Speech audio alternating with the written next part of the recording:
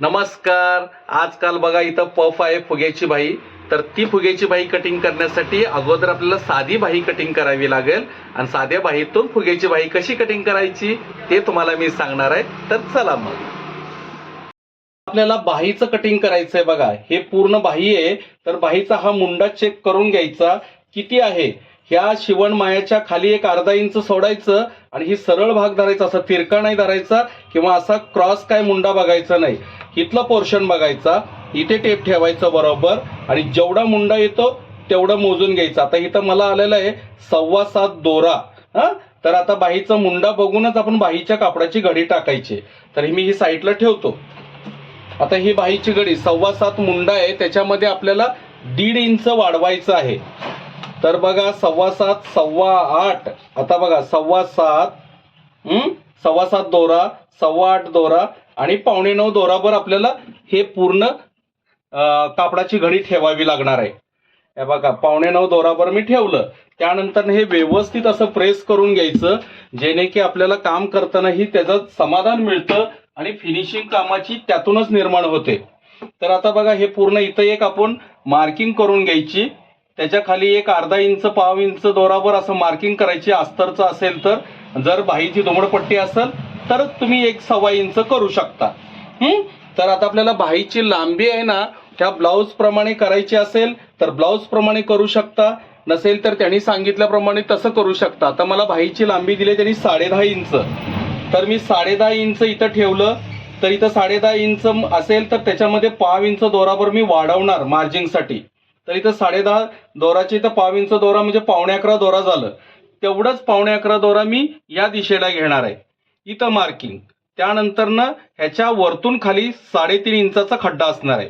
मग इथं 1.25 इंचाचा जो खाचा असतो तो मागच्या भागातून आपण मागच्या भागाला जोडताना दिसतो. आणि दंड किती आहे मला 10.5 तर 10.5च्या निम्म 5.25.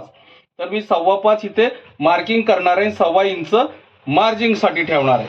तर ह्या टोकापासून ह्या टोकाला आपण सरळ रेष ओढली. आता इथे साधी बाही आहे. तर साधी बाहीसाठी आपल्याला जर अडचण येत असेल तर थोडंसं आपण याला क्रॉसपणामध्ये घेतलं की याच्यावरनं हे बघा याच्यावरनं असा सेप देत देत इथं जायचं आणि पुढच्या खड्ड्याला ह्याच्याच विरुद्धात मी बऱ्याच वेळा दाखवलेलं आहे, याच्याच विरुद्धात जात जात या बघा इथं मिळवायचं. परंतु आता ह्याला मला फुग्याची बाही काढायची आहे. तर ह्याला 2 इंच मी वरती वाढवणार आहे ते प्लेटसाठी आणि त्याचा सेप मात्र जरा वेगळा असणार आहे. तर या बघा असा राऊंड येऊन येत येत येत इथे जाणार आहे.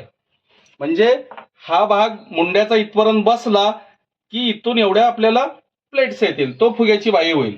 आणि आता जर सरळ असेल, इथला भाग मोठा होत असेल तर नकळत पाव इंच दोरावर याला आहे ना असा सेप द्यायचा. या बघा असा सेप देऊन कटिंग करताना ह्या दिशेने कट करत करत करत आपण असं यायचं आणि ही सरळ खालची पट्टीचं अंतर ठेवून हे कट करून टाकायचं. मग हे बाहीचं पूर्ण कटिंग तयार होईल. मी आता कापून घेतो.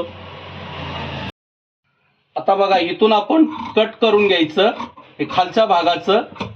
त्यानंतरनी आपण दुमण पट्टीसाठी ठेवलेलं आहे, इथं थोडंसं कट करून त्या दिशेने आतून घ्यायचं थोडं, म्हणजे तो दंडाच्या इथे सेप येईल. मग इथं हे संपलं. मग त्यानंतरने बघा अलगद हलवायचं आणि याला फुग्याची बाही असल्यामुळे या बघा हे दोन्ही भाग एकत्रच आपण हे कापून घ्यायचं आधी. या बघा त्यामुळे फुगा बाही कशी उंचवटा व्यवस्थित येतो.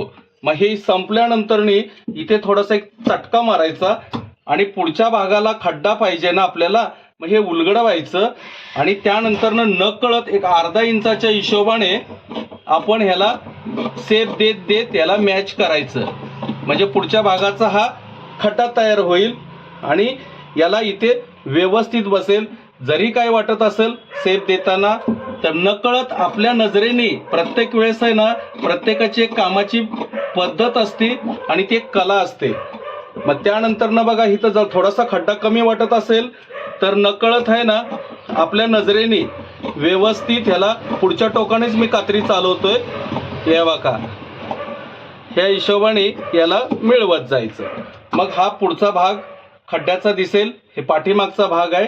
तसं ही भाई बरोबर व्यवस्थित वाटेल. आणि इथल्या भागाला आहे ना नकळत या बघा व्यवस्थित असं सेप देऊन इथे घ्यायचा, म्हणजे ही भाई पूर्ण तयार झाली.